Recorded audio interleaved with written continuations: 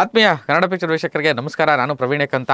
ಈ ಸಂದರ್ಭ ಈ ಒಂದು ಗಳಿಗೆ ನನ್ನ ಜೊತೆಗೆ ಲ್ಯಾಂಡ್ ಲಾರ್ಡ್ ಯಂಗೆಸ್ಟ್ ನಿರ್ಮಾಪಕರು ಇಂಡಸ್ಟ್ರಿಗೆ ತುಂಬ ವಿಷನ್ಗಳನ್ನ ಇಟ್ಕೊಂಡಿದ್ದಾರೆ, ತುಂಬ ಕನಸುಗಳನ್ನ ಇಟ್ಕೊಂಡಿದ್ದಾರೆ. ಹೇಮಂತ್ ಗೌಡ ಅವರು ನನ್ನ ಜೊತೆಗಿದ್ದಾರೆ. ಸರ್, ಕಾರ್ಯಕ್ರಮಕ್ಕೆ ಸ್ವಾಗತ. ನಮಸ್ಕಾರ ಸರ್. ಆ್ಯಕ್ಚುಲಿ ನಿಮ್ಮ ಜೊತೆ ಸಿನಿಮಾ ಸ್ಟಾರ್ಟಿಂಗಲ್ಲೇ ಮಾತಾಡಬೇಕು ಅಂತಿತ್ತು, ಬಟ್ ನೀವು ಎಲ್ಲೂ ಮಾತಾಡ್ತಿರಲಿಲ್ಲ. ಕೆಲಸ ಮುಗಿಸಿ ಮಾತಾಡ್ತೀನಿ ಅಂತ ಅಂದಿದ್ರಿ. Finally you are with my show. Thank you. And landlord ಬಗ್ಗೆ ಮಾತಾಡೋದು ತುಂಬ ವಿಷಯ ಇದೆ ಅಂತ ಕೇಳ್ಪಟ್ಟೆ. ಏನೂ ಬಿಟ್ಕೊಡ್ತಾ ಇಲ್ಲ ನಿಮ್ಮ ತಂಡ. ಆ್ಯಕ್ಚುಲಿ ನಿಮ್ಮ ಹತ್ರ ಆದರೂ ಕೇಳೋಣ ಅಂಥೇಳಿ ನಾನು ಒಂದು ಪ್ರಯತ್ನ ಮಾಡ್ತಾಯಿದ್ದೀನಿ. ಹೇಗೆ ಬಂದಿದೆ ಸರ್ ಲ್ಯಾಂಡ್ ಲಾರ್ಡು? ತುಂಬ ಚೆನ್ನಾಗಿ ಬಂದಿದೆ ಸರ್. ಅಂದರೆ ಇವಾಗ ಏನಾಗಿದೆ ಅಂದರೆ ನಮ್ಮ ಕೆಲಸದ ಬಗ್ಗೆ ನಾವೇ ಮಾತಾಡೋದು ಅಥವಾ ನಮ್ಮ ವಸ್ತು ಬಗ್ಗೆ ನಾವೇ ಹೇಳ್ಕೊಳೋದು ಅಷ್ಟು ಸೂಕ್ತ ಅನಿಸಲ್ಲ. ಸೊ ನಾನೇನು ಹೇಳ್ತೀನಿ ಅಂದರೆ, ಇವಾಗ 150 ರೂಪಾಯಿ ಕೊಟ್ಟು ನಾನು ಸಿನಿಮಾ ನೋಡೋಕ್ಕೆ ಬಂದರೆ ಆ 150 ರೂಪಾಯಿಗೂ ಬೆಲೆ ಇರುತ್ತೆ ಸರ್. ಅಷ್ಟು ಮಾತ್ರ ನಾನು ಗ್ಯಾರಂಟಿ ಕೊಡ್ತೀನಿ. ಓಕೆ, ನನ್ನ ಸಿನಿಮಾಯಿಂದ ನಿಮ್ಮ ತಂದೆಯವ್ರ ಜೊತೆಗೆ ಒಂದಷ್ಟು ಮಾತುಕತೆ ಮಾಡ್ತಿದ್ದೆ ಇವತ್ತು. ಅವರು ಹೇಳ್ತಾಯಿದ್ರು, ಅಂದರೆ ಈ ಜನ್ರೇಷನ್ನ ಒಂದು ವೇಲೆಂತು ಅದಕ್ಕೆ ನಮ್ಮ ಮಗನಿಗೆ ಬಿಟ್ಟಿರೋದು, ಅವರ ಜಡ್ಜ್ಮೆಂಟ್ ಮೇಲೇ ಈ ಸಿನಿಮಾನೂ ಮಾಡ್ತಿರೋದು, ಅವರ ಒಂದು ಆಯ್ಕೆ ಇದು ಅಂತ ಹೇಳ್ತಾಯಿದ್ರು. ಸೊ ನಾನು ಅದೇ ಮೊದಲಿಗೆ ಇದು ಕೇಳಿಬಿಡ್ತೀನಿ, ನಂತರ ಮೇಲೆ ಕೇಳ್ತೀನಿ. ಅಂದರೆ ನೀವು ಮನೆಯಲ್ಲೇ ನೋಡಿದಂತಹ ಸಿನಿಮಾ ಪ್ರಪಂಚಕ್ಕೂ ನಿಮ್ಮ ತಂದೆಯವರ ಒಂದು ವ್ಯವಹಾರಕ್ಕೂ ಮತ್ತು ಸಾರಥಿ ಸಿನಿಮಾ ನೀವು ಅಷ್ಟು ದೊಡ್ಡ ಸಕ್ಸಸ್ನ ಕೊಟ್ಟಿರೋಂಥದ್ದು, ಮೇ ಬಿ ಅದಕ್ಕೆ ಸಾರಥಿ ಫಿಲ್ಮ್ಸ್ ಅಂತ ಇಟ್ಟರೇನೋ. ಸೊ ಈ ಒಂದು ವಿಚಾರಕ್ಕೆ ಬರುತ್ತಾ ಇರ್ತಾದ್ರೆ ಸರ್, ನಮ್ಮ ತಂದೆ ಸಾರಥಿ ಸಿನಿಮಾ ಮಾಡುವಾಗ ಅವಾಗ ನಾನು ಸೆಕೆಂಡ್ PU ಮುಗಿಸಿದ್ದೆ ಅನಿಸುತ್ತೆ. I was very Young. ನಾನು ಹೆಂಗಿದೆ ಅಂದರೆ ಗಾಜಲ್ಲಿ ನಿಂತ್ಕೊಂಡು ದೂರದಿಂದ ನೋಡ್ತೀವಲ್ಲ, ಹಂಗೆ ನೋಡಿದ್ದೆ ಅಷ್ಟೇ ಸಿನಿಮಾನ. ಬಟ್ ಈ ಸಿನಿಮಾ ನಾನು ಫೀಲ್ಡ್ ವರ್ಕ್ ಮಾಡಿದ್ದೀನಿ. ಆವಾಗ ನಮ್ಮ ತಂದೆಯವ್ರು ಮಾಡುವಾಗ ನಮಗೆ ಬರೀ ಎಕ್ಸೈಟ್ಮೆಂಟ್ ಅಷ್ಟೇ ಸರ್. ಅವ್ರನ್ನ ನೋಡೋಕೆ ಹೋಗೋದು, ಇವ್ರನ್ನ ನೋಡೋಕೆ ಹೋಗೋದು, ಅವ್ರು ಬಂದಿದ್ದಾರೆ ಅಂತ. ಬಟ್ ಲಾಸ್ಟೆಲ್ಲ ಇನ್ಸಿಡೆಂಟ್ಗಳಾದಾಗ ನಮಗೆ ಫ್ಯಾಮಿಲಿ ನೆಮ್ಮದಿ ಹೊಟ್ಟೋಗುತ್ತೆ ಸರ್. ಇವಾಗ ದುಡ್ಡು ಅನ್ನೋದೊಂದು ಕಡೆ, ಬಟ್ ಮನುಷ್ಯಂಗೆ ನೆಮ್ಮದಿ ವೆರಿ ಇಂಪಾರ್ಟೆಂಟ್. ಯಾಕೆ ಬೇಕಿತ್ತು ಮನೇಲಿ ಪ್ರೆಷರ್, ನಮ್ಮ ತಂದೆಗೆ ಅದೊಂದು ಪ್ರೆಷರ್, ಈಚೆ ಕಡೆ ಫೈನಾನ್ಷಿಯಲ್ ಪ್ರೆಷರು, ಇನ್ನೊಂದು ಕಡೆ ಹೀರೋ ಇರಲಿಲ್ಲ. ಸೊ ಆ ಸಿಚುಯೇಷನ್ ಹೆಂಗಿತ್ತು ಅಂದರೆ, ನಾನು ಟೀನೇಜರ್ ಅವಾಗ. ಒಂದು ತುಂಬ ನೆಮ್ಮದಿ ಹಾಳು ಮಾಡಿಬಿಟ್ಟಿತ್ತು ಮನೇಲಿ. ನಾನು ನಿಮ್ಗೆ ಜಸ್ಟ್ ಒಂದು ಇನ್ಸಿಡೆಂಟ್ ಹೇಳ್ತೀನಿ. ರಿಲೀಸ್ ಹಿಂದಿನ ದಿವಸ ಅನಿಸುತ್ತೆ, ನಾನು ನಮ್ಮ ತಂದೆ ನರ್ತಕಿ ಥಿಯೇಟ್ರ್ ಹತ್ರ ಇದ್ವಿ. ಸೊ ಆಲ್ಮೋಸ್ಟ್ ಒಂದು 8, 9, 10 o'clock ಆಯಿತು, 12 ಆಯಿತು. ಯೂಶ್ವಲಿ ಅವ್ರದ್ದು ಹಿಂದಿನ ಯಾವ ಪಿಕ್ಚರ್ ಬಂದ್ರೂ ಫ್ಯಾನ್ಸ್ ಬಂದು ಸ್ಟಾರ್ಟ್ ಮಾಡಿಬಿಡೋರು ಕಟ್ಟೋಕ್ಕೆ, ಫ್ಲೆಕ್ಸು ಅದು ಇದು ಎಲ್ಲ. ನಾನು ನಮ್ಮ ತಂದೆ ಕೂತಿರೋ, ಏನೋ ಮಗನೇ ಇನ್ನೂ 100 ಜನ ಬರೋರು, 50 ಜನ ಬರೋರು. ಅಂದರೆ ಹಿಂದಿನ ದಿವಸನೇ 4-5 ಶೋ ಟಿಕೆಟು ಸೋಲ್ಡ್ ಔಟ್ ಆಗಿಬಿಡೋದು. ಕಾಯ್ತಾ ಇದ್ವಿ. ಆಮೇಲೆ ಹಂಗೆ ಬರ್ತಾ ಬೆಳಗಿನ ಜಾವ ಆಗ್ತಾ ಬಂದೆಲ್ಲ ತುಂಬಿಕೊಂಡು ಕಟ್ಟಿ ಹೌಸ್ಫುಲ್ ಬೋರ್ಡ್ ಬಿದ್ದ ಮೇಲೆ ನಮ್ಮ ತಂದೆ ನಾನು ಮನೆಗೆ ಬಂದು ಸ್ನಾನ ಮಾಡ್ಕೊಂಡು ಮತ್ತೆ ಥಿಯೇಟ್ರ್ ಹತ್ರ ಹೋಗಿದ್ದು. ಅದೆಲ್ಲ ಒಂಥರ ಮೆಮೊರಬಲ್ ಇನ್ಸಿಡೆಂಟ್ಸು ಸರ್. ಆಮೇಲೆ ಅವತ್ತಿನ ಪರಿಸ್ಥಿತಿಗೆ ಏನಂದರೆ ಸರ್, ಅವತ್ತಿನ ಪರಿಸ್ಥಿತಿಗೂ ಇವತ್ತಿನ ಪರಿಸ್ಥಿತಿಗೂ ಏನೇ ಇದ್ರೂ ಸಿನಿಮಾ ಚೆನ್ನಾಗಿರಬೇಕು ಸರ್. ಸಿನಿಮಾ ಚೆನ್ನಾಗಿದ್ದರೆ ಆ ನಟರ ಅಭಿಮಾನಿಗಳಾಗಲಿ, ಕನ್ನಡ ಕಲಾಭಿಮಾನಿಗಳು ಯಾವತ್ತೂ ಕೈ ಬಿಡಲ್ಲ. ಇದಂತೂ ಸತ್ಯ. ನಾವೇ ಲೈವ್ ಎಕ್ಸಾಂಪಲ್ ಅದಕ್ಕೆ. ಅಂದರೆ ಒಂದು ಮನೆಯಲ್ಲಿ ಆತಂಕ ಅಂತ ಹೇಳಿದರೆ ಆ ಒಂದು ಸಂದರ್ಭ, ಮತ್ತು ಅವರ ಅಭಿಮಾನಿಗಳು ಆ ಥರದ್ದು ನುಗ್ಗಿದ್ದು, ಮತ್ತು ನೆಕ್ಸ್ಟ್ ವಾರನೇ ಇನ್ನೊಂದು ಸಿನಿಮಾ ಇತ್ತು, ದೊಡ್ಡ ಸಿನಿಮಾ, ಅದನ್ನು ಕೂಡ. ಸೊ ಒಂದು ಕಾಂಪಿಟೇಷನ್. ಅಂದರೆ ನಿಮಗೆ ಅಷ್ಟು ಸಿನಿಮಾ ವ್ಯವಹಾರ ಜ್ಞಾನ ಹೇಗಿತ್ತು ಅಂತ ನಾನು, ಅಂದರೆ ಸಿನಿಮಾನ ಅಷ್ಟು ಡಿಫಿಕಲ್ಟಿ ಇರುವಂಥ ಸಂದರ್ಭ ನೋಡಿಕೊಂಡು ಇವಾಗ ಬಂದು ಪ್ರೊಡ್ಯೂಸರ್ ಆಗಿರುವಂಥದ್ದು. ಸೊ ಅದು ಹೇಗೆ ಅಂತ ಸರ್, ಒಂದು ಇಂಗ್ಲೀಷಲ್ಲಿ ಒಂದು ಕೋಟ್ ಇದೆ sir, bigger the risk bigger the success ಅಂತ. ಸೊ ನಮ್ಮ ತಂದೆಲಿ ಅವತ್ತು ಕಂಡಿದ್ದು ಗುಂಡಿಗೆ ಸರ್. 15 ವರ್ಷದಿಂದ ಇರೋ ಇಂಡಸ್ಟ್ರಿಲಿರೋ ಪ್ರೊಡ್ಯೂಸರ್ಸ್ ಆ ಡಿಸಿಷನ್ ತೊಗೊತಾ ಇದ್ರು ಎಲ್ಲೋ ಗೊತ್ತಿಲ್ಲ. ಒಬ್ಬ ಹೊಸಬ ಬಂದರು, ದೊಡ್ಡ ಸಿನಿಮಾ ಮಾಡಿದ್ರು, ನಾನು ಮಾಡೇ ಮಾಡ್ತೀನಿ ಅಂತ ರಿಲೀಸ್ ಮಾಡಿದ್ರು. ಆ ಇನ್ಸ್ಟೆಂಟ್ ಮೇಲೆ ಅವ್ರು ಹೋದರು ಸರ್. ಯಾವತ್ತಿಗೂ ಅಷ್ಟೇ, ಮಂಚ ಯಾರು ರಿಸ್ಕ್ ತೊಗೊತಾನೋ ಅವನಿಗೆ ಸಕ್ಸಸ್ ಕಾದಿರುತ್ತೆ. ಇಲ್ಲ ನಾವು ಸೇಫ್ಗೆ ಮಾಡೋಣ, ಸೆಕ್ಯೂರ್ಡಾಗಿ ಹೋಗೋಣ, ಅದೆಲ್ಲ ವರ್ಕ್ ಆಗಲ್ಲ ಸರ್ ಕಾಂಪಿಟೇಷನಲ್ಲಿ. ವಾಟ್ ಐ ಫೆಲ್ಟ್ ವಾಸ್, ಅವ್ರ ಧೈರ್ಯ ಮೆಚ್ಚಿದ್ವಿ. ಈವನ್ ಹೀರೋ ಸರೇ ಬೇಡ ಅಂದ್ರೂ ಅದಕ್ಕೆ ರೀಸನ್ ಇನ್ನೊಂದು ಹೇಳಬೇಕು ಸರ್. ನಮ್ಮದು ತಂದೆ ಬ್ಯಾನರ್, ನಾವು ಏನು ಸಾರಥಿ ಫಿಲ್ಮ್ ಮಾಡಿದ್ವಲ್ಲ, ಅದು ಹರ್ಷೇಶ್ವರಿ ಸಿನಿ ಕಂಬೈನ್ಸ್ ಅಂತ. ಅಂದರೆ ನಮ್ಮ ಗ್ರಾಮ ದೇವತೆ, ನಮ್ಮ ತಂದೆ ಇಷ್ಟ ದೇವತೆ. ಅಲ್ಲಿ ಹೋಗಿ ನಮ್ಮ ತಂದೆ ನಾವು ಪ್ರತಿ ಸರಿ ಏನೇ ಒಂದು ಕೆಲಸ ಸ್ಟಾರ್ಟ್ ಮಾಡೋಕ್ಕೆ ಮುಂಚೆ ಅಲ್ಲಿ ಹೋಗಿ ಹೂವು ಕೇಳ್ತೀವಿ ಸರ್. ನಾನು ಲ್ಯಾಂಡ್ ಲಾರ್ಡ್ಗೂ ಕೇಳಿದ್ವಿ, ಅವಾಗೂ ಹೂವು ಕೊಟ್ಟಿದ್ದು. ಸಾರಥಿ ರಿಲೀಸ್ಗೆ ನಾನು ಮಾಡಬೇಕಂತ ಇದ್ದೀನಿ ತಾಯಿ ಅಂತ ಕೇಳಿದಾಗ ಹೂವು ಕೊಡ್ತು. ಅವತ್ತಿಂದ ನಮ್ಮ ತಂದೆ ಸೆಕೆಂಡ್ ತಾಟೆ ಮಾಡಿಲ್ಲ. ಡೈರೆಕ್ಟ್ರು ಬೇಡ ಅಂದರು, ಅವ್ರ ಫ್ರೆಂಡ್ಸು, ವೆಲ್ ವಿಷರ್ಸ್ ಎಲ್ಲರೂ ಇಂಡಸ್ಟ್ರಿಯವ್ರು ಬೇಡ ಅಂದರು. ನಾನು ರಿಲೀಸ್ ಮಾಡ್ತೀನಿ ಅಂತಲೇ ಅಂದರು. ರಿಲೀಸ್ ಮಾಡಿದ್ವಿ, ಮುಂದಿನ ಇತಿಹಾಸ ಇದ್ದಷ್ಟೇ ಸರ್. ಆ ಡಿಸಿಷನ್ ಮೇಕಿಂಗ್ ಇಂಪಾರ್ಟೆಂಟ್ ಸರ್. ಆ ಟೈಮಲ್ಲಿ ಅವ್ರು ಬ್ಯಾಕ್ಔಟ್ ಆಗಿದ್ರೆ ಸಾರಥಿ ಏನಾಗ್ತಾಯಿತ್ತು ಗೊತ್ತಿಲ್ಲ. But that man took the decision at that moment which made Saarathi. ನಿಮ್ಮ ಮನೆಗೆ ಬಂದಾಗ ಕೆಳಗಡೆ ಸಾರಥಿ ಅಂತ ಇತ್ತು ಬಿಲ್ಡಿಂಗ್. ಒಂದು ಕಡೆ ಸಾರಥಿ ಮನೆ ಹೆಸರೇ ಇದೆ, ಇನ್ನೊಂದು ಕಡೆ ಸಾರಥಿ ಫಿಲ್ಮ್ಸ್ ಅನ್ನೋ ಬ್ರ್ಯಾಂಡ್ನ ಒಂದು ಹುಟ್ಟಾಕಿದ್ದೀರಾ. ಅಷ್ಟೊಂದು ಎಮೋಷ್ನಲ್ ಯಾಕೆ ಸರ್? ಇವಾಗ ದುಡ್ಡು ಸಂಪಾದನೆ ಮಾಡ್ಬೋದು ಸರ್, ಹೆಸರು ಸಂಪಾದನೆ ಮಾಡೋದು ತುಂಬ ಕಷ್ಟ. ಇವಾಗ ನನಗಿವಾಗ ಒಬ್ಬ ಮಗ ಇದ್ದಾನೆ, ಅವನ ಮಗ ಹುಟ್ಟಿದ್ರು ನಮ್ಮ ತಂದೆನ ಸಾರಥಿ ಫಿಲಮ್ಗೆ ಹೋಲಿಸಿ ಸಾರಥಿ ಫಿಲಮ್ ಪ್ರೊಡ್ಯೂಸರ್ ಇವ್ರ ತಾತ ಅಂತ ಹೇಳ್ತಾರೆ. ಇವತ್ತಿಗೂ ನೀವು ಫಾರ್ ಎಕ್ಸಾಂಪಲ್ ನೋಡಿ, ನಿನ್ನೆಯಿಂದ ನೋಡ್ತಾ ಇದ್ದೀನಿ ಸಾರಥಿ ಅಂತೆಲ್ಲ ಚಾನಲ್ಲು ಬರ್ತಾನೆ ಇದೆ. 15 ವರ್ಷ ಆಗಿದೆ ಇವತ್ತು ಸಾರಥಿ ಬಂದು. ಅವ್ರಿಗೆ ಎಷ್ಟು ಎಮೋಷನ್, ನಮಗೂ ಅಷ್ಟೇ ಎಮೋಷನ್ ಸರ್. ದುಡ್ಡು ಮಾತ್ರ ಅಲ್ಲ, ನಮ್ಮ ತಂದೆ ಕೊಟ್ಟಂಥ ಹೆಸರು ಕೀರ್ತಿ ಇದೆಯಲ್ಲ ಸರ್, ಅದು ಬೆಲೆನೇ ಕಟ್ಟೋಕ್ಕಾಗಲ್ಲ ಅದಕ್ಕೆ. ಇವತ್ತಿಗೂ ನಮ್ಮ ತಂದೆ ಯಾವ ಜಿಲ್ಲೆಗೆ ಹೋದ್ರೂ ನಾನು ಹಿಂಗೆ ಗುರುತಿಸ್ತಾರೆ ಸಾರಥಿ ಸತ್ಯಪ್ರಕಾಶ್ ಅಂದರೆ ಅದು ಸಿನಿಮಾನೇ ಕಾರಣ ಅಲ್ವಾ. ಸೊ ಅದನ್ನು ಬಿಟ್ಟು ಹೋಗಕ್ಕೆ ನಮಗೂ ಮನಸ್ಸಿಲ್ಲ. ಮತ್ತು ಇಂಡಸ್ಟ್ರಿಯಲ್ಲಿ ನಮಗೊಂದು ಸಕ್ಸಸ್ ಕೊಟ್ಟಿದ್ದು ಆ ಹೆಸರೇ ಅಲ್ವಾ. ಸೊ ಅದ್ರ ಮೇಲೆ ಬ್ಯಾನರ್ಗೆ ಮಾಡೋಣ ಅಂತ ಸಾರಥಿ ಫಿಲಮ್ಸ್ ಅಂತ ಬ್ಯಾನರು, ಈ ಮನೇನೂ ಅದ್ರ ನೆನಪಲ್ಲೇ ಸಾರಥಿ ನಿಲಯ ಅಂತ ಮಾಡಿ. ಸರ್ ಇನ್ನೊಂದು ಅಂದರೆ ಇದು ಕಾಕತಾಳಿ ಅಂತ ಅನ್ಬೋದು. 14 ವರ್ಷ ಕಂಪ್ಲೀಟ್ ಆಗಿ 15 ವರ್ಷ ಕಾಲಿಟ್ಟಿರುವಂಥ ಸಂದರ್ಭ. ಅವತ್ತು ದರ್ಶನ್ ಅವರು ಇದೇ ಥರದ್ದೊಂದು ಪರಿಸ್ಥಿತಿಯನ್ನು ಎದುರಿಸಿದ್ರು, ಇವತ್ತು ಎದುರಿಸ್ತಿದ್ದಾರೆ. ಸೊ ಅವತ್ತು ನೀವು ನೋಡಿದ ರೀತಿ ಬೇರೆ, ಅವತ್ತು ನಿಮ್ಮ ತಿಳುವಳಿಕೆ ಬೇರೆ ಇತ್ತೇನೋ. ಇವತ್ತೊಬ್ಬ ನಿರ್ಮಾಪಕನಾಗಿ ಇಂಡಸ್ಟ್ರಿಯ ಏಳು ಬೀಳುಗಳನ್ನ ಎಲ್ಲ ಥರ ನೋಡ್ತಾ ಇದ್ದೀರಾ ಮತ್ತು ಅನಲೈಸ್ ಮಾಡ್ತೀರಾ ಆ್ಯಸ್ ಎ ಯಂಗ್ಸ್ಟರ್. ಇವತ್ತಿನ ಸಿನಿಮಾ ಯಾವ ರೀತಿ ಇರಬೇಕು, ಹೇಗಿರಬೇಕು ಅನ್ನೋ ಒಂದು ಆ್ಯಂಡ್ ಬಿಸ್ನೆಸ್ ಬಗ್ಗೆನೂ ನಿಮ್ಗೊಂದು ಐಡಿಯಾ ಸಿಕ್ಕಿರುತ್ತೆ. ಸೊ ಇಂಥ ಒಂದು ಸಂದರ್ಭದಲ್ಲಿ ಆ ಒಂದು ಸಿನಿಮಾದವ್ರಿಗೆ, ಡೆವಿಲ್ ಸಿನಿಮಾ ತಂಡಕ್ಕೆ ನೀವು ಏನು ಹೇಳೋದಕ್ಕೆ ಇಷ್ಟಪಡ್ತೀರಾ ಮತ್ತು ಯಾವ ರೀತಿ ನೋಡ್ತಾ ಇದ್ದೀರಾ ಆ ಒಂದು ಸಿನಾರಿಯೋನ? ಅಂದರೆ ಈಗ ಅವ್ರು ಪೋಸ್ಟ್ ಮಾಡಿದ್ರು ಸಿನಿಮಾ ಕೆಲಸಗಳನ್ನೆಲ್ಲ ಆಲ್ರೆಡಿ ಮುಗಿಸಿದಾರಂತೆ. ಹಾಗೆಯೇ ನಿರ್ಮಾಪಕರಿಗೋಸ್ಕರ ಅವ್ರನ್ನ ಉಳಿಸೋದಕ್ಕೋಸ್ಕರ ಅದು ಏನೇ ಆಗಲಿ ಅಂತ ಹೇಳ್ಬಿಟ್ಟು ಅಷ್ಟು ಎಫರ್ಟ್ ಹಾಕಿ 18-22 ಗಂಟೆ ಕೆಲಸ ಮಾಡಿದ್ದಾರೆ, ಜ್ವರ ಇದ್ದರೂ ಕೆಲಸ ಮಾಡಿದ್ದಾರೆ, ಮುಗಿಸ್ಕೊಟ್ಟಿದ್ದಾರೆ ಸಿನಿಮಾ ಅನ್ನೋದು. ಸೊ ನಾನು ಅದಕ್ಕೆ ನಮ್ಮ ಲ್ಯಾಂಡ್ಲಾರ್ಡ್ ಸಿನಿಮಾನ ಲಿಂಕ್ ಮಾಡ್ತೀನಿ ಸರ್. ನಾವು ಒಂದು ಕ್ಲೈಮ್ಯಾಕ್ಸ್ ಎಪಿಸೋಡ್ ಮಾಡಿದ್ವಿ ನೈಸ್ ರೋಡಲ್ಲಿ. ಆಲ್ಮೋಸ್ಟ್ ಒಂದು 4 acresಗೆ ಎಂಟೈರ್ ವಿಲೇಜು ಮತ್ತು ಟೌನ್ ಸೆಟಪ್ ಹಾಕಿದ್ವಿ. ಅಲ್ಲಿ ಕ್ಲೈಮ್ಯಾಕ್ಸ್ ಫೈಟ್ ನಡೀತು. ಆಲ್ಮೋಸ್ಟ್ 12 days ನಡೀತು ಸರ್. ವಿಜಯ್ ಸರ್ 2 ಗಂಟೆ ಮಧ್ಯಾಹ್ನಕ್ಕೆ ಬಂದರೆ ಬೆಳಗಿನ ಜಾವ 6 ಗಂಟೆವರೆಗೂ ಶೂಟ್ ಮಾಡೋರು, ಸೆಟ್ಟಲ್ಲಿರೋರು. ಬೆಳಕು ಬಂದ ಮೇಲೆ ಪ್ಯಾಕಪ್ ಹೇಳ್ಬಿಟ್ಟು ಹೊಡ್ತಾಯಿದ್ರು. ಸೊ ಆ ಡೆಡಿಕೇಶನ್ನು ನಾನು ದೂರದಿಂದ ನೋಡಿದ್ದೆ. ಹತ್ತಿರದಿಂದ ನೋಡಿದ್ರೆ ಅದು ಹೆಂಗಾಗುತ್ತೆ ಅಂತ ನನಗೆ ಈಗ ಅನುಭವ ಆಗಿದೆ. ಪಾಂಡಿಚೇರಿಗೆ ನಾವು 2-3 ಸರಿ ಹೋದ್ವಿ. ನಾನು ಅವಾಗ ಸುಮ್ಮನೆ ಚಿಕ್ಕ ಹುಡುಗ ಪಿಕ್ನಿಕ್ ಹೋದಂಗೆ ಹೋಗ್ತಾಯಿದ್ವಿ. ಸೊ ಸರ್ ಏನಂದರೆ ಆ ಡೆಡಿಕೇಶನ್ ಬೇಕೇ ಬೇಕು ಸರ್. ದರ್ಶನ್ ಸರು ಅಥವಾ ವಿಜಯ್ ಸರು, ನಾನು, ನೀವು ಅಂತಲ್ಲ. ಒಂದು ಕೆಲಸ ನಾವು ಒಪ್ಕೊಂಡ್ಮೇಲೆ ಆ ಡೆಡಿಕೇಶನಿಂದ ಮಾಡಲೇಬೇಕು. ಆ ಮಾಡಿದ್ರೆ ಮಾತ್ರ ಆ ಪ್ರತಿಫಲ ಸಿಗೋದು. ಸರ್ ಡೆವಿಲ್ ಅವರು ಇವಾಗ ಆಲ್ಮೋಸ್ಟ್ ನೀವೇ ಹೇಳ್ದಂಗೆ ಅವ್ರು ಮೊನ್ನೆ ನಾನು ಪೋಸ್ಟ್ ನೋಡಿದೆ, ವಿಜಯ್ ಮೇಡಮ್ ಹಾಕಿದರು. ಸೊ ಅಲ್ಲಿ ಅಷ್ಟೇ ಕ್ಲಿಯರ್ ಕಟ್ಟಾಗಿದೆ ಸರ್. ಅವ್ರು ಏನು ಕೆಲಸ ಮಾಡಿದ್ರು, ನನ್ನ ಪರ್ಸ್ನಲ್ ಲೈಫ್ ಏನೇ ಇದ್ರೂ ಬಂಡವಾಳ ಕೊಟ್ಟಿರೋ ನಿರ್ಮಾಪಕಂಗೆ ತೊಂದರೆ ಆಗಬಾರ್ದು, ಆ ಸಿನಿಮಾ ಕೆಲಸಗಳು ನಿಲ್ಲಬಾರ್ದು. ಅಭಿಮಾನಿಗಳಿಗೂ ಹೇಳಿದ್ದಾರೆ ಸಿನಿಮಾ ಥರನೇ ನೋಡಿ, ಮನೋರಂಜನೆಯಾಗೆ ತಗೊಳ್ಳಿ ಅಂತ. ಇಷ್ಟಲ್ಲೇ ಅರ್ಥ ಆಗುತ್ತಲ್ವ ಸರ್. ಅಷ್ಟೇ ಸರ್, ಏನು ಹೇಳಲ್ಲ. ಲ್ಯಾಂಡ್ಲಾರ್ಡ್ ವಿಚಾರಕ್ಕೆ ಬಂದರೆ ತುಂಬ ಸರ್ಪ್ರೈಸ್ಗಳು ಕಾಣಿಸ್ತಾ ಇದೆ. ಮತ್ತು ಅಂದರೆ ನಿಮ್ಮ ಸಿನಿಮಾ ವಿಚಾರಕ್ಕೆ ಏನೇ ಒಂದು ಸಣ್ಣ ಕಂಟೆಂಟ್ ಬಿಟ್ಟರು ಕೂಡ ತುಂಬ ದೊಡ್ಡದಾಗಿ ಅದು ಫೋಕಸ್ ಆಗ್ತಿದೆ. ಸೊ ರೀಸೆಂಟ್ಲಿ ಅದು ನೀವು ಆನಂದ್ ಆಡಿಯೋದವ್ರ ಜೊತೆಗೆ ನಿಮ್ಮ ಒಂದು ಕೊಲಾಬ್ರೇಷನ್ನು, ಅದೊಂದು ಬಿಸ್ನೆಸ್ ಇದನ್ನು ಹಾಕಿದಾಗಲೂ ಅಷ್ಟೇ. ಆಮೇಲೆ ರೀಸೆಂಟ್ಲಿ ಮೊನ್ನೆ ಶಿಶಿರ್ದು ಒಂದು ಜಸ್ಟ್ ಒಂದು ಹಿಂಗೆ ಬಿಟ್ಟರೆ ಅಂದರೆ ಜನಕ್ಕೆ ಅಷ್ಟು ಆಕರ್ಷಣೀಯವಾಗಿ ಆ ಸಿನಿಮಾ ತೊಗೊಳ್ತಾ ಇದೆ ಅನ್ನೋ ಒಂದು ಹೊತ್ತು.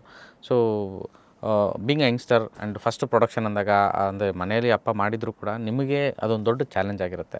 ಈ ಒಂದು ಆಯ್ಕೆ ಹೇಗೆ, ಅಂದರೆ ನಿಮಗೆ ಆ ಧೈರ್ಯ ಹೇಗೆ ಬಂತು ಮತ್ತು ಆ ಕತೆ ಕೇಳಿದಾಗ ಏನು ಅನ್ನಿಸ್ತು ಅಂತ?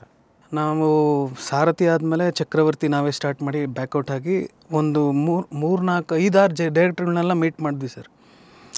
ಯಾವುದೂ ವರ್ಕ್ ಆಗಲಿಲ್ಲ. ಸೊ ವಿ ಡಿಸೈಡೆಡ್ ಬೇಡ ನಮಗಿದು ಅಂತ. ಆಮೇಲೆ ನಮ್ಮ ಹತ್ರ ಒಂದು 50-60 ಜನ ಕತೆ ಹೇಳ್ತೀನಿ ಬಂದೆ. ಅವ್ರ ಅಸಿಸ್ಟೆಂಟ್ಗಳು ಇನ್ನೊಂದು 50 ಜನ ಬಂದರು. ಎಲ್ಲ ಏನು ಅಂದರೆ ಸರ್, ಇವಾಗ ನಾನು ಹೆಂಗೆ ಅಂದರೆ ನನ್ನ ಮೈಂಡ್ಸೆಟ್ ಹೆಂಗೆ ಅಂದರೆ, ಇವಾಗ ನಾನು ನಿಮ್ಮನ್ನ ಮಾತಾಡಿಸ್ತಾ ಇದ್ದೀನಿ ಅಂದರೆ ನನ್ನ ಮೈಂಡಲ್ಲಿ ಏನಿದೆ ಅದು ನಾನು ಪಾಯಿಂಟ್ ಸ್ಟ್ರೈಟಾಗಿ ಹೇಳಬೇಕು. ಹಿಂಗೆಲ್ಲ ಸುತ್ತು ಬಳಸಿ ಮಾತಾಡ್ಕೊಂಡು ಆಮೇಲೆ ಪಾಯಿಂಟಿಗೆ ಬಂದರೆ ನಮ್ಗೆ ಇಷ್ಟ ಆಗೋಲ್ಲ. ಮತ್ತು ಅಲ್ಲಿ ಬರೋರೆಲ್ಲ ಬರೀ ಕಮರ್ಷಿಯಲ್ನೇ ಮಾತಾಡ್ತಾಯಿದ್ರು ಸರ್. ಕಂಟೆಂಟ್ ಬಗ್ಗೆ ಯಾರೂ ಮಾತಾಡ್ತಾ ಇರಲಿಲ್ಲ. ಆ ಥರದವ್ರು ಒಂದು 2-3 ನಾನು ನೋಡಿದ್ದೇನೆ. ಆ ಕಂಟೆಂಟ್ ನನಗೆ ಇಷ್ಟ ಆಗಿಲ್ಲ ಅಷ್ಟೇ. ಆಮೇಲೆ ಜಡೇಶ್ ಅವರು ನನಗೆ ಅಪ್ರೋಚ್ ಮಾಡಿದ್ರು, ಕತೆ ಹೇಳಬೇಕು ಸರ್. ಬಂದು ಒಂದು ಲೈನ್ ಹೇಳಿದ್ರು. ಸರಿ ಸರ್, ಓಕೆ, ಲೈನ್ ಓಕೆ, ಒಂದು ಕಂಪ್ಲೀಟ್ ರೀಡಿಂಗ್ ಕೊಡಿ. ಬಂದರು, ಕಂಪ್ಲೀಟ್ ರೀಡಿಂಗ್ ಕೊಟ್ಟರು. ಸರಿ ಸರ್, ನೀವು ಬೇರೆ ಯಾರನ್ನ ಅಪ್ರೋಚ್ ಮಾಡಿದ್ದೀರಾ ಅಂತ ಕೇಳಿದೆ ನಾನು. ಹೌದು ಸರ್, ತುಂಬ ಜನ ಮಾಡಿದ್ದೀನಿ ಅಂತ ಹೇಳಿದ್ರು. ಯಾಕೆ ಮತ್ತೆ ಮತ್ತೆ ಯಾಕೆ ನಮ್ಮನ್ನ ಇದು ಮಾಡಿ ಅಪ್ರೋಚ್ ಮಾಡಿರಿ ಸರ್? ನಾನು ಇಲ್ಲ ಸರ್, ಎಲ್ಲ ಹೇಳ್ತಾ ಇದ್ದಾರೆ ಅವ್ರಿಗೆ ಬಜೆಟ್ ಜಾಸ್ತಿ ಕತೆ, ಎಲ್ಲ ಬರೀ ಹೀರೋ ಪಾಯಿಂಟ್ ಆಫ್ ವ್ಯೂ ನೋಡ್ತಾ ಇದ್ದಾರೆ, ಕಂಟೆಂಟ್ ಪಾಯಿಂಟ್ ಆಫ್ ವ್ಯೂ ನೋಡ್ತಾ ಇಲ್ಲ. ಅವತ್ತು ನಮ್ಮ ಅದೃಷ್ಟ ನೋಡಿ ಸರ್ ಹೆಂಗೆ ಅಂತ. ಅವತ್ತು ದರ್ಶನ್ ಸರ್ಗೆ ಸಾರಥಿ ಮಾಡಿದಾಗ ಅವ್ರದ್ದು ಹೈಯೆಸ್ಟ್ ಬಜೆಟ್ ಸಿನಿಮಾ. ಸಾರಥಿ ಆಗಿದ್ದಕ್ಕೆ ಸಂಗೊಳ್ಳಿ ರಾಯಣ್ಣ ಮಾಡಿದ್ರು, ಸಂಗೊಳ್ಳಿ ರಾಯಣ್ಣ ಆಗಿದ್ದಕ್ಕೆ ಬೃಂದಾವನ ಮಾಡಿದ್ರು, ಬೃಂದಾವನದ ಕಾಟ್ಯಾರ, ಇವಾಗ ಡೆವಿಲ್. ಅದು ಎಕ್ಸೀಡ್ ಆಗ್ತಾನೆ ಹೋಯ್ತು ಹೊರತು ಕಮ್ಮಿ ಆಗಲಿಲ್ಲ. ಆ ಒಂದು ಆಪರ್ಚುನಿಟಿ ನನಗೆ ಕಾಣಿಸ್ತು. ವಿಜಯ್ ಸರ್ ಕೆರಿಯರಲ್ಲಿ ಇದೊಂದು ಲಾರ್ಜೆಸ್ಟ್ ಸ್ಕೇಲ್ ಸಿನಿಮಾ ಆಗುತ್ತೆ ಅಂದರೆ ಅದು ನನ್ನ ಬ್ಯಾನರಿಂದ ಆಗೋ ಅದೃಷ್ಟ ನಂಗೆ ಸಿಗ್ತಾ ಇದೆ. ಅದ್ರ ಜೊತೆ ಕಂಟೆಂಟು ಚೆನ್ನಾಗಿದೆ, ಅದ್ರ ಜೊತೆಗೆ ಸ್ಟಾರ್ ಕ್ಯಾಸ್ಟ್ ಇದೆ ಸರ್, ಮೇಯ್ನ್ ಅಟ್ರ್ಯಾಕ್ಷನ್. ನಾವಿನ್ನೂ ಅದನ್ನ ಈಚೇನು ಜನಕ್ಕೆ ಗೊತ್ತಾಗಿಲ್ಲ, but coming days you will get to know landlord cinema ಏನಕ್ಕೆ ಸ್ಪೆಷಲ್ ಅಂತ, because of its star cast ಆ ಲೆವೆಲ್ಗೆ. ಆ್ಯಂಡ್ ಕಾಂಬಿನೇಷನ್ಗಳ ಸ್ಪೆಷಲ್ ಥರ ಕಾಣಿಸ್ತಾ ಇದೆ ಸರ್ ಇದು. ಅಂದರೆ ಇನ್ನು ನೀವೇನು ಬಿಟ್ಕೊಟ್ಟಿಲ್ಲ, ಜಸ್ಟ್ ನಿಮ್ಮ ಪೋಸ್ಟರ್ ನೋಡಿದ್ರೆ ಸರ್ ಅಜನೀಶು ಜಡೇಶು ಮೊನ್ನೆ ತಾನೇ ಎದ್ದು ಬಿಟ್ಟಾಗಲು ಅಜನೀಶು ಜಡೇಶು ಆ್ಯಂಡ್ ವಿಜಯ್ ಅವರು ಪ್ಲಸ್ ಆನಂದ್ ಆಡಿಯೋ ಆ್ಯಂಡ್ ಈ ಕಾಂಬಿನೇಷನ್ ಅಂದರೆ ಸಾರಥಿ ಫಿಲಮ್ಸು. ಸೊ ನಿಮಗೂ ಮತ್ತು ಅವ್ರಿಗೂ ಒಂದು ಬನ್ನಿ ಈ ಕಾಂಬಿನೇಷನ್ಗಳ ಬಗ್ಗೆ ಮಾತಾಡ್ಬೋದಾ ಸರ್? ಅದು ಕಾಂಬಿನೇಷನ್ ಅದು ನಾವು ಮಾಡೋದಲ್ಲ ಸರ್. ನನ್ನ ಪ್ರಕಾರ ಏನಂದರೆ ಅದು ತಂತನಾಗೆ ಆಗಬೇಕು. ಫಾರ್ ಎಕ್ಸಾಂಪಲ್ ನಾನು ರೆಡಿ ಆಗಿಬಿಟ್ಟು ಕೈಯಲ್ಲಿ ಒಂದಷ್ಟು ಕೋಟಿ ದುಡ್ಡು ಇಟ್ಕೊಂಬಿಟ್ಟು ಹೋಗೋಣ, ಇವ್ರನ್ನ ಅಪ್ರೋಚ್ ಮಾಡೋಣ, ಅವ್ರನ್ನ ಅಪ್ರೋಚ್ ಮಾಡೋಣ, ಈ ಕಾಂಬಿನೇಷನ್ ಮಾಡೋಣ ಅಂಥದ್ದೆಲ್ಲ ಆಗಲ್ಲ ಸರ್. ಇದು ಪ್ಯೂರ್ಲಿ ಫೇಟ್. ನಮಗೆ ಗೊತ್ತಿರಲ್ಲ, ನಾನು ಸಿನಿಮಾ ಮಾಡಬೇಕು ಅಂತ ನಾನೇ ಡಿಸೈಡ್ ಮಾಡಿರಲ್ಲ. ಜಡೇಶ್ ಅವ್ರು ನಮ್ಮ ಹತ್ರ ಬಂದರು. ಆಮೇಲೆ ಜಡೇಶ್ ಅವ್ರ ಸಿನಿಮಾಗೆ ಈ ಥರ ಸ್ಟಾರ್ ಕ್ಯಾಸ್ಟ್ಗಳಿದ್ದಾರೆ. ಆಮೇಲೆ ಅವ್ರದ್ದು ಅಜನೀಶ್ದು ಕಾಂಬಿನೇಷನ್ ಇದೆ. ರಚಿತಾ ಮೇಡಮ್ ನಮ್ಮ ಸಿನಿಮಾದಲ್ಲಿ ಮಾಡಿದ್ದಾರೆ. ಅವ್ರು ಇವಾಗ ಕೂಲಿಲಿ ಫುಲ್ಲು ಪ್ರೇಸಿಂಗ್ ತೊಗೊತಾ ಇದ್ದಾರೆ, ಸಖತ್ ಅಪ್ರಿಸಿಯೇಟ್ ಮಾಡ್ತಾಯಿದ್ದಾರೆ. ವಿಜಯ್ ಸರ್ದು ಇವಾಗ ತೆಲುಗುಲೆಲ್ಲ ಮಾಡ್ತಾಯಿದ್ದಾರೆ.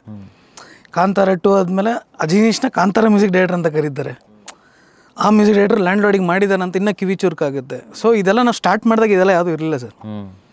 ಸೊ ನಾನು ಹೇಳೋದು, ನೀವೇನು ಮಾಡಿದ್ರೂ ಅದು ನಿಮಿತ್ತ ಅಷ್ಟೇ. ಆಗ ಏನಾಗಬೇಕಂತಿರುತ್ತೋ ಅದಾಗುತ್ತೆ ಸರ್. ಅಪ್ಪ ಮಗಳು ಅವ್ರದ್ದು ಆ ಕಾಂಬಿನೇಷನ್ ಹೌದೌದು, ರಿಯಲ್ ತಂದೆ ಮಗಳೇ ಇದರಲ್ಲೂ ತಂದೆ ಮಗಳು ರೋಲೆ. ಆಮೇಲೆ ಶಿಶಿರ್ ಅಂತ ವೆರಿ ಟ್ಯಾಲೆಂಟೆಡ್ ಹುಡುಗ ಸರ್, ಅವನು ತುಂಬ ಚೆನ್ನಾಗಿ ಮಾಡಿದ್ದಾನೆ. ಅವನಿಗೂ ಇದೊಂದೊಂದು ಕೆರಿಯರಲ್ಲಿ ನೆಕ್ಸ್ಟ್ ಲೆವೆಲ್ಗೆ ಹೋಗ್ತಾನೆ ಅವನು ಈ ಸಿನಿಮಾ ಆದಮೇಲೆ. ಆಮೇಲೆ ತುಂಬ ಜನ ಇದ್ದಾರೆ ಸರ್ ಆರ್ಟಿಸ್ಟ್ಗಳು, ಹೇಳೋಕ್ಕಾಗಲ್ಲ, ಡೈರೆಕ್ಟ್ರು ಬೈತಾರೆ. ಆಮೇಲೆ ತುಂಬ ಚೆನ್ನಾಗಿರುತ್ತೆ, ವೆಯ್ಟ್ ಆ್ಯಂಡ್ ಸಿ ಸರ್. ಒಬ್ಬೊಬ್ಬರೇ ಕ್ಯಾರೆಕ್ಟರ್ಗಳನ್ನ ಬಿಡ್ತಾ ಹೋಗ್ತೀವಿ. ಹೆಂಗೆ ನೋಡ್ತಾ ಇದ್ದಾರೆ ಇಂಡಸ್ಟ್ರಿನ at present situation? Sir industry, ನಾನು ಸಾರಥಿ ಫಿಲಮ್ ಟೈಮಲ್ಲಿ ನಾನು ಶೇಷಾದ್ರಿಪುರಂ ಕಾಲೇಜಲ್ಲಿ ಓದಿದ್ದು ಸರ್. ನಮಗೆ 7:30 ಕಾಲೇಜ್ ಸ್ಟಾರ್ಟ್ ಆದರೆ 12:30 ಕಾಲೇಜ್ ಮುಗಿದೋಗೋದು. ಕಡಿಮೆ ಅಂದ್ರೂ ವರ್ಷಕ್ಕೆ ನಾನು 45 ಸಿನಿಮಾ ನೋಡ್ತಾಯಿದ್ವಿ. ಸೆಂಟ್ರಲ್ ಬಸ್ ಹತ್ತಿರ ಮೆಜೆಸ್ಟಿಕ್ ಸ್ಟಾಪು, ಪಿಕ್ಚರ್ ನೋಡ್ಕೊಂಡು 4:15 ಅಲ್ಲಿ ಹತ್ತಿರ 5 ಗಂಟೆ ನಮ್ಮನೆ ರಾಜಾಜಿನಗರ ಮನೆ. ಅವತ್ತಿಗೆ ಇತ್ತಲ್ಲ ಸರ್ ಕ್ರೇಜು, ಆ ಕ್ರೇಜ್ ಬೇರೆ. ಅಂದರೆ ಜನ ಮುಗಿಬಿದ್ದು ಕಾಯೋರು ಸಿನಿಮಾಗೆ ಥಿಯೇಟ್ರುಗಳ ಮುಂದೆ. ಇವತ್ತು ಜನ ಕೈಯಲ್ಲಿ ಕಾಯ್ತಾ ಇರ್ತಾರೆ. ಅಷ್ಟು ದೊಡ್ಡದಿಂದ ಇಲ್ಲಿಗೆ ಬಂದ್ಬಿಟ್ಟಿದೆ ಸರ್. ಇಲ್ಲಿ ನೀವು ಜನಕ್ಕೆ ಉಚ್ಚರಿಸಿದ್ರೆ ಮಾತ್ರ ಥಿಯೇಟ್ರ್ ತುಂಬುತ್ತೆ. ಇವತ್ತು ಯಾರಿಗೂ ಫ್ರೀ ಇಲ್ಲ ಸರ್, ಎಲ್ಲ ಬ್ಯುಸಿ ಅವ್ರವ್ರ ಕೆಲಸದಲ್ಲಿ. ಅಂಥದ್ರಲ್ಲೂ ನೀವು ನಿಮ್ಮ ಸಿನಿಮಾನ ಅವ್ರನ್ನ ನೋಡೋಂಗೆ ಮಾಡಬೇಕು ಅಂದರೆ that is something, some magic should happen. So industry scale ದೊಡ್ಡದಾಗಿದೆ ಸರ್. ನಾವು ಮಾಡ್ತಾಯಿದ್ದಕ್ಕೆ ನಾವು ಬಜೆಟ್ಗಳು ಜಾಸ್ತಿ ಇನ್ವೆಸ್ಟ್ಮೆಂಟ್ ಮಾಡ್ತಾಯಿದ್ದಾರೆ. Technically we have improved a lot. ತುಂಬ ಚೆನ್ನಾಗಿದೆ ಸರ್. ಇಂಡಸ್ಟ್ರಿ ಪರಿಸ್ಥಿತಿ ಯಾವತ್ತೂ ಏನು ಕಮ್ಮಿ ಆಗಿಲ್ಲ ಸರ್. ಸಿನಿಮಾಗಳು ಕೊರತೆ ಇದೆ ಅಷ್ಟೇ ಸರ್. ಇವಾಗ ಸೂಫ್ರಮ್ ಸೋಪ್ ಬಂತು, ಸೂಫ್ರಮ್ ಸೋಪ್ ಬರ್ತಿದ್ದಂಗೆ ಇವಾಗ ನೆಕ್ಸ್ಟ್ ಕಾಂತಾರ ಬರುತ್ತೆ. ಕಾಂತಾರ ಬಂದಮೇಲೆ ನಾವು ಬರಬೇಕಂತ ಅಂದ್ಕೊಂಡಿದ್ದೀವಿ, ಡೆವಿಲ್ ಬರುತ್ತೆ. ಸೊ ಇಂಡಸ್ಟ್ರಿ ಸೂಪರಾಗೇ ಇರುತ್ತಲ್ಲ ಸರ್.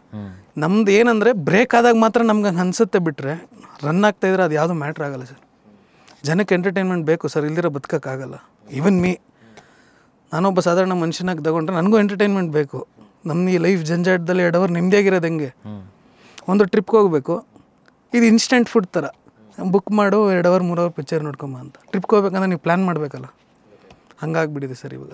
ನಿಮ್ಮ ತಂದೆ ಹೇಳ್ತಾಯಿದ್ರು ಈ ಸಿನಿಮಾನೇ ಬೇಡ ಪಾಪ ಅಂತ ಸೈಡ್ಗೆ ಎದ್ಬಿಟ್ಟಿದ್ರು. ಅದೇ ನನಗೆ ಗೊತ್ತಿಲ್ಲ, ನನ್ನ ಮಗ ಬಂದು ಈ ಸಿನಿಮಾ ಮಾಡಲೇಬೇಕು ಅಂತ ಕೂತ್ಕೊಂಡ್ರು ಅಂತ. ಅಂದರೆ when it comes to business sir, so ನೀವು ಯಾವ ರೀತಿ ನೋಡ್ತಾ ಇದ್ದೀರಾ ಅಂತ? ಸರ್ ಬಿಸ್ನೆಸ್ ಮಾಡಬೇಕಂದ್ರೆ ರಿಸ್ಕ್ ಇರುತ್ತೆ ಸರ್. ಇವಾಗ ಫಾರ್ ಎಕ್ಸಾಂಪಲ್ ಜಡೇಶ್ ಅವ್ರನ್ನ ನಾನು ಒಪ್ಕೊಳೋಕ್ಕೆ ಒಂದು ರೀಸನ್ ಇದೆ ಸರ್. ಜಡೇಶ್ ಗುರು ಶಿಷ್ಯರು ಮಾಡಿದ್ರು ಒಳ್ಳೆ ಸಿನಿಮಾ, ಆಮೇಲೆ ಜೆಂಟಲ್ಮ್ಯಾನ್ ಒಳ್ಳೆ ಸಿನಿಮಾ. ಬಟ್ ಕಮರ್ಷಿಯಲಿ ಎಷ್ಟು ಅನ್ನೋದು ಮ್ಯಾಟ್ರ್ ಆಗುತ್ತೆ as a businessman point of ವ್ಯೂಲಿ.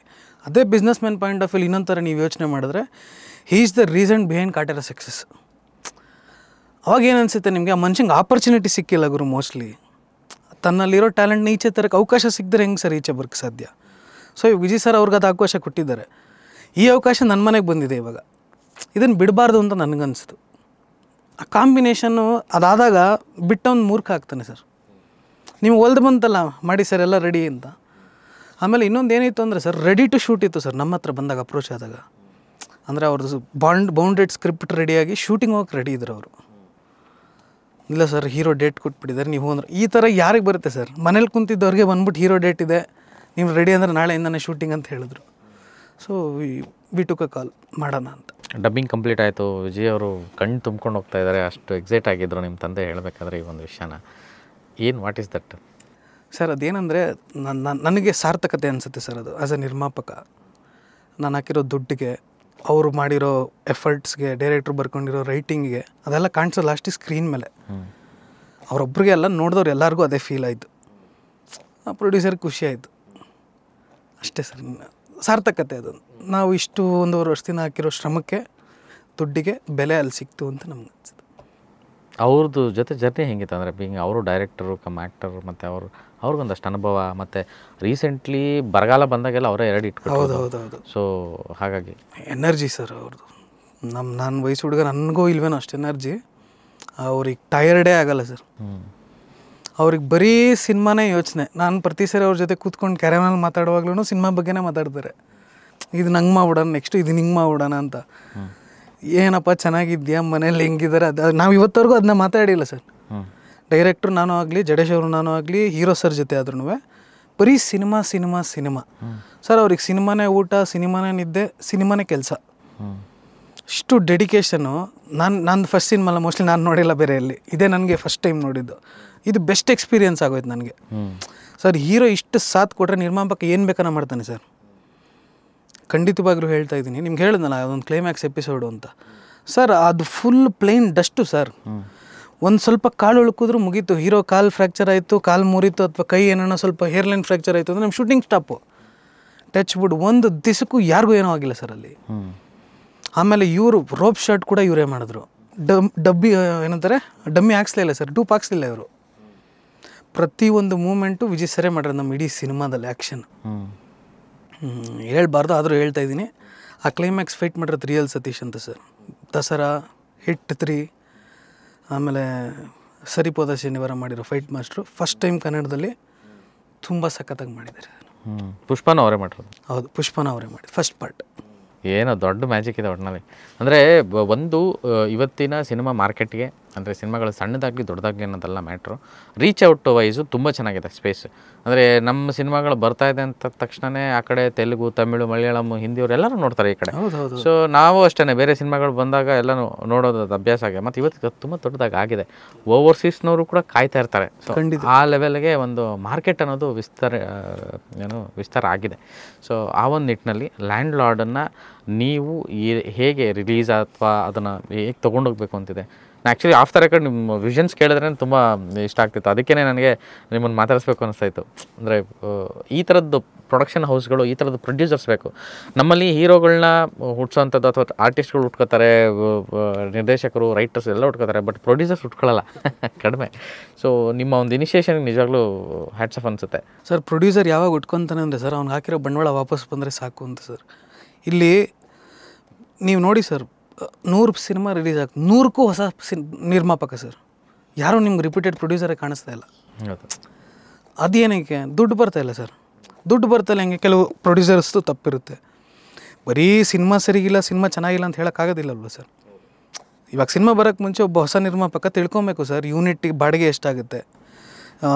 ಈ ಚೇಂಬರಲ್ಲಿ ಲಿಸ್ಟ್ ಇದೆ ಯಾರ್ಯಾರಿಗೆ ಎಷ್ಟು ಬಾಟ ಕೊಡಬೇಕು ಅಂತ. ತಿಳ್ಕೊಂಡಿರ ನಾನು ಕೇಳ್ದಷ್ಟು ದುಡ್ಡು ಕೊಟ್ಬಿಟ್ಟೆ, ನಾನು ದುಡ್ಡು ವಾಪಸ್ ಬಂದಿಲ್ಲ, ನಿರ್ಮಾಪಕಂದು ತಪ್ಪು ಇವತ್ತು. ಅದೆಲ್ಲ ತಿಳ್ಕೊಳ್ಳಿ. 1 ವರ್ಷ ಲೇಟ್ ಆಗಲಿ ಸಿನಿಮಾ ಮಾಡೋದು, ಬಟ್ ಎಲ್ಲ ತಿಳ್ಕೊಂಡು ಬರಬೇಕು ಸರ್. ತಗೊಳ್ಳಿ, ಇವಾಗ ಎಷ್ಟು ಈಸಿ ಡಿಸ್ಟ್ರಿಬ್ಯೂಷನ್ ಆಫೀಸ್ಗಳಿಗೆ ಹೋಗಿ ಈ ಸಿನಿಮಾ ಎಷ್ಟು ಕಲೆಕ್ಷನ್ ಆಗಿದೆ ಅಂತ ತಿಳ್ಕೊಳ್ಳಿ. ಇವಾಗ ಒಂದು ಹೀರೋ ಡೇಟ್ ಕೊಡ್ತಾನೆ, ನನ್ನ ಹೀರೋ ಹಳೆ ಪಿಕ್ಚರ್ ಏನು ದುಡ್ಡಾಗಿದೆ ಅಂತ ನೋಡ್ಕೊಳ್ಳಿ. ಟಿ ವಿ ಎಷ್ಟಾಗಿದೆ ಅಂತ ತಿಳ್ಕೊಳ್ಳಿ. ಅದ್ರ ಮೇಲೆ ಸಿನಿಮಾ ಬಜೆಟ್ ಹಾಕಿ. ಮಿನಿಮಮ್ ಗ್ಯಾರಂಟಿಲೇ ಸಿನಿಮಾ ಮಾಡಬೇಕು ಸರ್. ಇವಾಗ ನಮ್ಮದು ಬಿಡಿ, ನಾನು ಹೇಳಿದ್ನಲ್ಲ ಕಾಂಬಿನೇಷನ್, ಆ ಕಂಟೆಂಟ್ಗೋಸ್ಕರ ಬಜೆಟು ಸರ್. ಲಿಟ್ರಲಿ ಜಡೇಶ್ ಅವ್ರು ನನಗೆ ಹೇಳಿದ್ರು ಸರ್ ತುಂಬ ಜನ ಹತ್ರ ಓಕೆ ಆಯಿತು, ಬಟ್ ಬಜೆಟ್ ಇಲ್ಲ ಅಂತ ಇದ್ದಾರೆ. ಅಷ್ಟೆಲ್ಲ ಹಾಕೋಕ್ಕಾಗಲ್ಲ. ನಮ್ಮ ತಂದೆಗೂ ತುಂಬ ಜನ ನಮ್ಮ ಮನೇಲಿ ಅದೇ ಜಗಳ.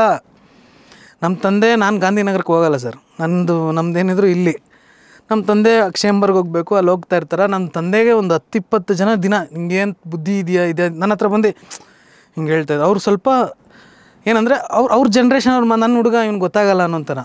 ಬಟ್ ನನಗೆ ಅಂದರೆ ಏನು ಸರ್, ಈ ಸಿನಿಮಾ ಫೀಲ್ಡಲ್ಲಿ ಹೆಂಗೆ ಅಂದರೆ ಸರ್, ಕಂಟೆಂಟ್ ಚೆನ್ನಾಗಿದೆ ಅಂದರೆ ಬಂಡವಾಳ ಹಾಕಬೇಕು ಸರ್. ಇವಾಗ ಬಾಹುಬಲಿ ಏನಾಗುತ್ತೋ ಬಿಡುತ್ತೋ ಗೊತ್ತಿಲ್ಲ, ಅವ್ರದ್ದೊಂದು ವಿಷನ್ ಇತ್ತು, ಇದು ಮಾಡಿದ್ರೆ ಇದಾಗುತ್ತೆ ಅಂತ. ಆ ಮಾಡಿದಕ್ಕಿನ್ನ 10 ಪ್ರಯತ್ನ ಆಯಿತು. ನಮ್ಮಲ್ಲೊಂದು KGF ಆಯಿತು. ಹೌದು, ಪ್ರಯತ್ನನೇ ಪಟ್ಟಿಲ್ಲ ಅಂದರೆ ಮತ್ತು ಪ್ರೋಗ್ರೆಸ್ ಹೆಂಗಾಗುತ್ತೆ ಸರ್? ಸಾಲು ಸಿನಿಮಾಗಳಿದೆ. ನೀವು ಹೇಳ್ದಂಗೆ ತುಂಬ ಹಬ್ಬ, ಆ್ಯಕ್ಚುಲಿ ಒಂದು ಫೆಸ್ಟಿವ್ ಸೀಸನ್ ಅಂತಲೇ ಹೇಳ್ಬೋದು. ಒಂದೊಂದು ಸಿನಿಮಾನೂ ಅದು ಎಷ್ಟು ದಿನ ತಗೊಳುತ್ತೋ ಎಲ್ಲಿಗೋಗಿ ಮುಟ್ಟುತ್ತೋ ಅನ್ನೋದೇ ಗೊತ್ತಿಲ್ಲ. ಯಾಕೆಂದರೆ ಎಲ್ಲವೂ ಆ ಸ್ಕೇಲು, ಆ ನಿರೀಕ್ಷೆ ಬ್ಯಾಕ್ ಟು ಬ್ಯಾಕ್ ಇದೆ. ಈಗ ಕಾಂತಾರ ಇದೆ, ಡೆವಿಲ್ ಇದೆ, 45 ಇದೆ, KD ಇದೆ, 4 ದೊಡ್ಡ ಸಿನಿಮಾಗಳು ಮಧ್ಯೆ ಇದೆ. ಇದ್ರ ಮಧ್ಯೆ ಈಗ ನೀವು ಅಂದರೆ ನಿಮ್ಮದು ಬಂತು ಅಂದರೆ 5 ಸಿನಿಮಾ ಆಗುತ್ತೆ ಟೋಟಲ್. ಸೊ ಒಂದು 5 ಸಿನಿಮಾ ಇನ್ನು ಇರೋವಂಥ 5 ತಿಂಗಳಲ್ಲಿ ರಿಲೀಸ್ ಆಗೋ ಥರದ್ದು ಸಿನಾರಿಯೋ ಕಾಣಿಸ್ತಾ ಇದೆ. ಸೊ ಹಾಗಾಗಿ ನಿಮ್ಮ ಪ್ಲ್ಯಾನ್ ಹೇಗಿದೆ ಅಂತ? ಸರ್ ಇಲ್ಲ ಸರ್, ಇವಾಗ ನೀವು ಹೇಳಿದ್ರಲ್ಲ ಪಿಕ್ಚರ್ ಮಾಡೋದೊಂದು ಕಡೆ ಅದ, ಅದನ್ನ ರಿಲೀಸ್ ಮಾಡೋದು ಇನ್ನೊಂದು ಪಾರ್ಟ್ ಸರ್. ಅದು ತುಂಬ ಬುದ್ಧಿವಂತಿಕೆ ಜಾಣ್ಮೆಯಿಂದನೇ ರಿಲೀಸ್ ಮಾಡಬೇಕು. ಇವಾಗ ನಮಗೆ ನಮ್ಮ ದೊಡ್ಡ ಸಿನಿಮಾ ದೊಡ್ಡದು ಅನಿಸುತ್ತೆ, ಇನ್ನೊಂದು ಸಿನಿಮಾ ದೊಡ್ಡದು ಅನಿಸುತ್ತೆ. ಕಾಂಪಿಟೇಷನ್ಗೆ ಯಾವತ್ತೂ ಬೀಳಬಾರ್ದು ಸರ್. ಯಾಕಂದ್ರೆ ನಾವೆಲ್ಲ ಒಂದೇ ಮನೇಲಿ ಒಂದೇ ಇಂಡಸ್ಟ್ರಿಯಲ್ಲಿ ಇರೋರು. ಇವಾಗ ಆ ಪ್ರೊಡ್ಯೂಸರ್ ದುಡ್ಡು ಮಾಡಿದ್ರೆ ನೆಕ್ಸ್ಟ್ ವೀಕ್ ನಾನು ಪ್ರೊಡ್ಯೂಸರ್ ಆಗಿ ಇನ್ನೊಬ್ಬರು ಪ್ರೊಡ್ಯೂಸರಾಗಿ ನಾನು ದುಡ್ಡು ಮಾಡ್ಬೋದು. ಸೊ ಇವಾಗ ಈ ಪ್ರೊಡ್ಯೂಸರ್ಸ್ಗಳು ಸ್ಮಾರ್ಟ್ ಆಗಿದ್ದಾರೆ ಸರ್. ಮುಂಚೆ ಎಲ್ಲ ಜಿದ್ದಿಗೆ ಬಿದ್ದಿ ಮಾಡೋದು ಆ ಥರ ಎಲ್ಲ. ಇವಾಗ ಜನ್ರೇಷನ್ ಚೇಂಜ್ ಆಗಿದೆ. ಡಿಸ್ಟ್ರಿಬ್ಯೂಟ್ರುಗಳು ಬಿಡಲ್ಲ ಬೇಡ ನಮಗೆ ಅಂತ. ಸರ್ ಇವಾಗ ಕಲೆಕ್ಷನ್ ಡಿವೈಡ್ ಆಗೋಗುತ್ತೆ ಸರ್. ಇವಾಗ ಯಾವ ಪಿಕ್ಚರ್ ಬಂದರೂ 2-3 ವೀಕ್ಸ್ ಗ್ಯಾಪಲ್ಲೇ ಬರ್ತೀವಿ ಸರ್. ಅವ್ರು ಬಂದುಬಿಟ್ಟಿದೆ ಅಂದ್ಬಿಟ್ಟು ಇಮಿಡಿಯೇಟಾಗಿ ನಾವು ಮಾಡೋಕ್ಕೋಗಲ್ಲ ಸರ್. ಪ್ರಮೋಷನ್ ಮಾಡ್ಬೇಕು ಸರ್ ಸಿನಿಮಾಗೆ. ಇವತ್ತು ಪ್ರಮೋಷನ್ ಎಷ್ಟು ಇಂಪಾರ್ಟೆಂಟ್ ಆಗಿಬಿಟ್ಟಿದೆ, ಕೀ ಫ್ಯಾಕ್ಟರ್ ಆಗಿಬಿಟ್ಟಿದೆ ಸರ್ ಪ್ರಮೋಷನ್ ಅನ್ನೋದು. At least you need some 2-3 weeks of time for promotion. ಅದು ಮಾಡ್ದಿರ ನಾವು ಸಿನಿಮಾ ರಿಲೀಸ್ ಮಾಡೋಕ್ಕಾಗಲ್ಲ. ಬಟ್ ಒಂದಂತೂ ಖಂಡಿತ ಸರ್, ಸೆಕೆಂಡ್ ಹಾಫ್ ಅಂತೂ ಕನ್ನಡ ಸಿನಿಮಾ ಇಂಡಸ್ಟ್ರಿ ತುಂಬ ಚೆನ್ನಾಗಾಗುತ್ತೆ ಸರ್. ಅದರಲ್ಲಿ ನಾವೊಂದು ಭಾಗ ಆಗಿರ್ತೀವಿ ಅನ್ನೋದು ಖುಷಿ ಅಷ್ಟು. Very nice. ಆಗಲಿ ಸರ್, ಒಳ್ಳೆಯದಾಗಲಿ. ತುಂಬ ಚೆನ್ನಾಗಿದೆ 2025 ಆ್ಯಂಡ್ 26 ಅಂತೂ ಇನ್ನೂ ಅದ್ಭುತವಾಗಿರುತ್ತೆ ಅನ್ನೋ ಒಂದು ಛಾಯೆ ಕಾಣಿಸ್ತದೆ ಆಲ್ರೆಡಿ. ಆಗಲಿ, ತುಂಬ ಒಳ್ಳೆಯದಾಗಲಿ. ಆ್ಯಂಡ್ ಥ್ಯಾಂಕ್ ಯು ಈ ಒಂದು ಸಂದರ್ಭನ ನಮಗೆ ಕೊಟ್ಟಿದ್ದಕ್ಕೆ. ಎಸ್ಪೆಷಲಿ ನಾನು ನಿಮ್ಮ ತಂದೆಯವರನ್ನು ಫಾಲೋ ಅಪ್ ಮಾಡ್ತಿದ್ದೆ ಒಂದಷ್ಟು ವಿಷಯ ಮಾತಾಡೋದಕ್ಕೆ. ಫೈನಲಿ ಈ ಮೂಲಕ ಸಿಕ್ಕಿದ್ದೀರಿ. Thank you so much. Thank you very much sir. ಇದು ನನ್ನ ಫಸ್ಟ್ ಇಂಟರ್ವ್ಯೂ ನಿಮ್ಮ ಚಾನಲ್ ಮಾಡ್ತಾಯಿದ್ದೀನಿ. Oh thank you. ನನ್ನ ಡೆಬ್ಯೂ ಸರ್ ಇದು. Okay, thank you. ಅಂದರೆ ತುಂಬ ಒಳ್ಳೆಯದು. ಅಂದರೆ ನನಗೆ ಆ ಸಿನಿಮಾ ಸ್ಟಾರ್ಟ್ ಮಾಡ್ಬೇಕಾದ್ರೆ ನಾನು ಈ ಒಂದು ವಿಷಯನ ಹೇಳಿದೆ.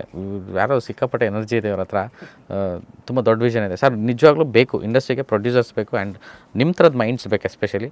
ಆ್ಯಂಡ್ ಈ ಥರದ್ದು ಚಾಣಕ್ಷತನ ಇರಬೇಕು ಬಿಸ್ನೆಸ್ ಅಂತಂದಾಗ. ಈ ಥರದ್ದು ಬಂದಾಗಲೇ ಇಂಡಸ್ಟ್ರಿ ಏಳಿಗೆ. ಈ ಥರದ್ದು ಪ್ರೊಡಕ್ಷನ್ ಹೌಸ್ಗಳು, ಪ್ರೊಡ್ಯೂಸರ್ಸ್ಗಳು ಈ ಥರ ನಿಂತ್ಕೊಬೇಕು. ಸೊ ಈ ಮೈಂಡ್ ಸೆಟ್ಸ್ ಇದು ಈ ಜನ್ರೇಷನಲ್ಲಿ ಶುರು ಆಗಿದೆ ಆಲ್ರೆಡಿ. ಅಂದರೆ ಸುಮಾರು ಸಿನಿಮಾಗಳು ಬರ್ತಾಯಿದೆ. ನಾನು ಅದೇ ಖುಷಿ ಆಗ್ತಾಯಿದೆ. ಸೊ ಇದನ್ನ ಹಂಚ್ಕೊಳ್ಳೋದಕ್ಕೆ ಆಗಲಿ. ಆಲ್ ದ ಬೆಸ್ಟ್, ಒಳ್ಳೆಯದಾಗಲಿ. Thank you so much. Thank you sir. Thank you very much. ಇದಿಷ್ಟು ಹೇಮಂತ್ ಗೌಡ ಅವರ ಮಾತುಕತೆ. ಅಂದರೆ ಲ್ಯಾಂಡ್ಲಾರ್ಡ್ ಪ್ರೊಡ್ಯೂಸರ್ ಹೇಮಂತು, ಅವರ ವಿಷನ್ನು, ಅವರ ಮಾತು, ಅವರ ಕಾನ್ಫಿಡೆಂಟ್ ನೋಡಿದ್ರೆ ಗೊತ್ತಾಗುತ್ತೆ ಅವರು ಉದ್ಯಮದಲ್ಲಿ ಎಷ್ಟರ ಮಟ್ಟಿಗೆ ಉದ್ಯಮನ ತಿಳ್ಕೊಂಡಿದ್ದಾರೆ. ಮತ್ತು ಅವ್ರ ವಿಷನ್ನು ತುಂಬ ಖುಷಿ ಕೊಡ್ತು ನನಗೆ. ಲ್ಯಾಂಡ್ಲಾರ್ಡು ಖಂಡಿತವಾಗ್ಲೂ ಒಂದು ಲ್ಯಾಂಡ್ ಮಾರ್ಕ್ ಆಗುತ್ತೆ ಅನ್ನೋ ಒಂದು ನಿರೀಕ್ಷೆ ಅವ್ರ ಮಾತಲ್ಲಿ ಕೇಳಿಸ್ತಾ ಇದೆ. ಆ್ಯಂಡ್ ಆ ಕಾನ್ಫಿಡೆಂಟ್ ಅವ್ರ ತಂದೆಯವರ ಒಂದು ಮುಖದಲ್ಲಿ ಅದು ಹೇಳ್ಬೇಕಾದ್ರೆ ಒಂದು ಎಕ್ಸೈಟ್ಮೆಂಟ್ ಇತ್ತು. ಖಂಡಿತವಾಗ್ಲೂ ಲ್ಯಾಂಡ್ಲಾರ್ಡ್ ಆ ಒಂದು ಎಲ್ಲ ಮೈಲ್ಗಳನ್ನು ಮುಟ್ಟುತ್ತೆ ಅನ್ನೋದಕ್ಕೆ ಸಾಕ್ಷಿಯಾಗಿ ಈಗಾಗಲೇ ಆ ಸಿನಿಮಾದ ಒಂದಷ್ಟು ಗ್ಲಿಮ್ಸು, ಆ ಒಂದು ವಿಜಯ್ ಅವರ ಒಂದು ಆ ಲುಕ್ಕು ಎಲ್ಲವೂ ಹೇಳ್ತಾ ಇದೆ. ಒಂದಷ್ಟು ಸರ್ಪ್ರೈಸ್ಗಳಿದೆ, ಒಂದೊಂದಾಗಿ ನಾವು ಬಿಡ್ತೀವಿ ಅಂತ ಕೂಡ ಅವ್ರು ಹೇಳ್ತಾ ಇದ್ದಾರೆ. ಆದರೆ ಎಲ್ಲದರ ಅಪ್ಡೇಟ್ಸು ನಿಮ್ಮ ಮುಂದೆ ಇಡುವಂಥ ಪ್ರಯತ್ನ ನಾನು ಖಂಡಿತವಾಗ್ಲೂ ನಿರಂತರವಾಗಿ ಮಾಡ್ತೀನಿ. ನಮಸ್ಕಾರ.